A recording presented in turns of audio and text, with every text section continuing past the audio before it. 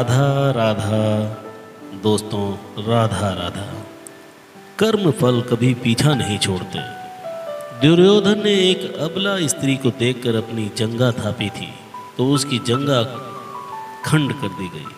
दुशासन ने छाती थापी तो उसकी छाती खंड कर दी गई। महारथी कर्ण ने एक असहाय स्त्री के अपमान का समर्थन किया तो श्री कृष्ण से असहाय दशा में ही उसका वध कराया।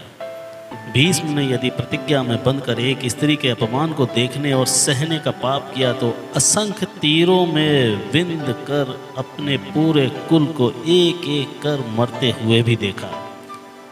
भारत का कोई बुजुर्ग अपने सामने अपने बच्चों को मरते देखना नहीं चाहता, पर भीष्म अपने सामने 4 पीढ़ियों को मरते देख रहे। जब तक सब देख नहीं लिया तब तक मर भी न सके। यही उनका दंड था। धृतराष्ट्र का दोष था पुत्र मोह, तो 100 पुत्रों के सबको कंधा देने का दंड मिला उन्हें। 100 हाथियों के बराबर बल वाला धृतराष्ट्र सिवाय रोने के और कुछ नहीं कर सका। दंड केवल कौरव दल को ही नहीं मिला था, दंड पांडवों को भी मिला। द्रौपदी ने वरमाला अर्जुन के गले में डाली थी, सो उनकी रक्षा का दायित्व सबसे अधिक अर्जुन पर था। अर्जुन यदि चुपचाप उनका अपमान देखते रहते तो सबसे कठोर दंड भी उन्हीं को मिला।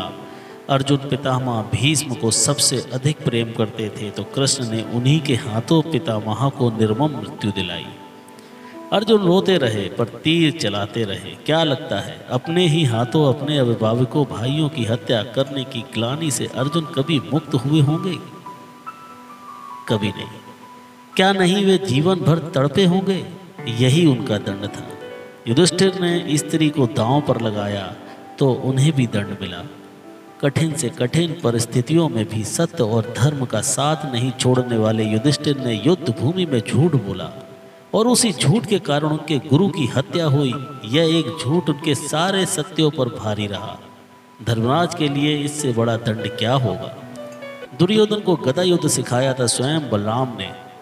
एक अधर्मी को गदा युद्ध की शिक्षा देने का दंड बलराम को भी मिला। उनके सामने उनके प्रिय दुर्योधन का वध हुआ और वे चाहकर भी कुछ ना कर सके। इस युग में 2 योद्धा ऐसे थे जो अकेले सबको दंड दे सकते थे, कृष्ण और महात्मा बर्बरीक।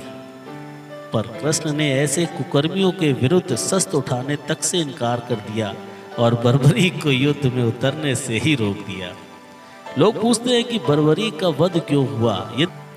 यदि बर्बरीक का वध नहीं हुआ होता तो द्रौपदी के अपराधियों को यथोचित दंड नहीं मिल पाता। कृष्ण युद्ध भूमि में विजय और पराजय तय करने के लिए नहीं उतरे थे। कृष्ण इन अपराधियों को दंड दिलाने के लिए ही कुरुक्षेत्र में उतरे थे। कुछ लोगों ने कर्ण का बड़ा महिमा मंडल किया है, पर सुनिए, कर्ण कितना भी बड़ा योद्धा क्यों ना रहा हो, कितना भी बड़ा दानी क्यों ना रहा हो, एक स्त्री के वस्त्र हरण में सहयोग का पाप इतना बड़ा है कि उसके समक्ष सारे पूर्ण छोटे पड़ जाएंगे। स्त्री कोई वस्तु नहीं, उसे दांव पर लगाया जाए। कृष्ण के युग में 2 स्त्रियों को बाल से पकड़कर घसीटा गया। देवकी के बाल पकड़े कंस ने और द्रौपदी के बाल पकड़े दुशासन ने। श्री कृष्ण ने स्वयं दोनों के अपराधियों का समूल नाश किया।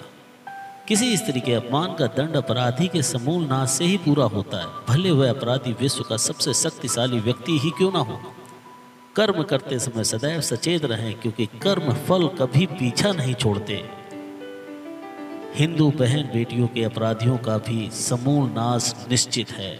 सनातन धर्म ही सर्वश्रेष्ठ है। जय जय श्री राम, जय जय श्री राम। कर्म फल कभी पीछा नहीं छोड़ते।